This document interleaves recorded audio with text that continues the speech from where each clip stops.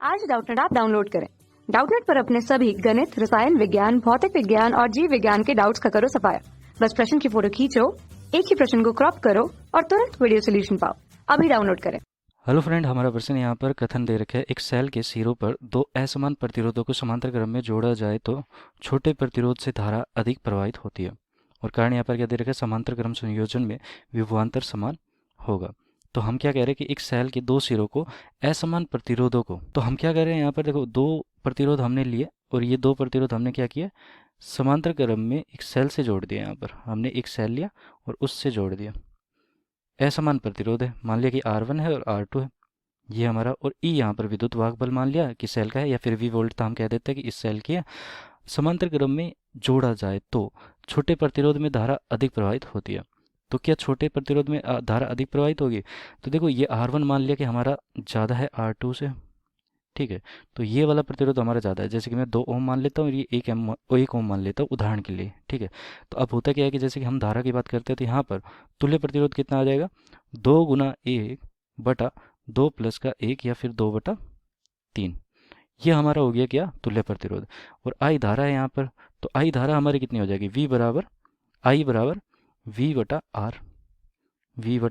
तो यहाँ पर देखो, मैं उदाहरण के लिए 2 और 1 ओम मान के ही चल रहा हूँ यहाँ पर, ताकि यहाँ पर सही से उत्तर आ जाए। वी बराबर हमारा जो है, वी बराबर हम मान लेते हैं वी ही है, या फिर इसको 4 वोल्ट मान लेता हूँ। तो हमें पता लग जाएगा किस में ज़्यादा धारा जाएगी, ठीक है। ये सबके लिए सत्य होगा। इसमें 4 वोल्ट मान लिया तो 4 बटा 2 गुना 3, ये खुद से माने हमने। तो ये कितना हो जाएगा यहाँ पर, 2 और 3 6। तो 6 एम्पियर यहाँ पर हमारी धारा जा रही है। अब 6 एम्पियर धारा जा रही है तो ये किस किस में जा रही है, ये दोनों भागों में विभक्त हो जाएगी। जब यहाँ से जाएगी तो इसमें हमारी I1 जाएगी, सॉरी I2 जाएगी, और इसमें हमारी I1 जाएगी। और I1 और I2 यहाँ से कैसे जाएगी, यहाँ पर देखो, इन दोनों के सिरों पर विभव तो समान है। तो विभव समान है, हमें पता है कि V बराबर IR होता है। विभव अगर समान है तो I समानुपाती 1 बटा R की हो जाएगा। मतलब कि जिसका प्रतिरोध हमारा ज़्यादा होगा उसकी यहाँ पर धारा कम हो जाएगी।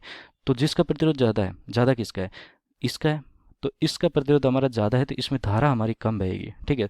तो प्रतिरोध जिसका ज़्यादा होता है, धारा अधिक प्रवाहित होती है छोटे प्रतिरोध में। तो ये सही हो गया, छोटे प्रतिरोध में ज़्यादा धारा प्रवाहित होगी और बड़े प्रतिरोध में हमारी कम धारा प्रवाहित होगी। तो I1 का मान मैं यहाँ पर लिख भी देता हूँ, यहाँ पर 2 ओम आए, 2 एम्पियर आएगा और बाकी की 4 एम्पियर इसमें चली जाएगी।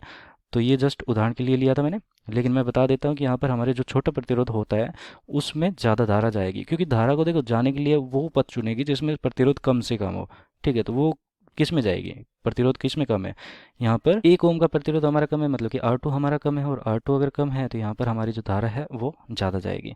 तो हमारा कथन एक सत्य हो गया। और कारण क्या कह रहा है, समांतर क्रम संयोजन में विभवांतर समान होगा।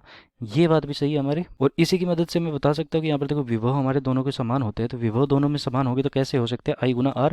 आई यहाँ पर देखो 4 और R हमारा यहाँ पर क्या है 1, 4 बराबर हमारा 2 गुना 2 4, 4 के बराबर 4 होना चाहिए, तभी ऐसा हो सकता है। तो कथन और कारण यहाँ पर दोनों सत्य है, इसकी वजह से मैं कथन को स्पष्ट भी कर सकता हूँ, ठीक है। तो ए विकल्प हमारा सही उत्तर हो जाएगा। धन्यवाद। कक्षा 6 से 12वीं से लेकर नीट, IIT, JEE वो एडवांस के लेवल तक 1 करोड़ से ज्यादा छात्रों का भरोसा। आज ही डाउनलोड करें डाउटनेट ऐप या व्हाट्सएप करें अपने सारे डाउट्स 8400 400 400 पर।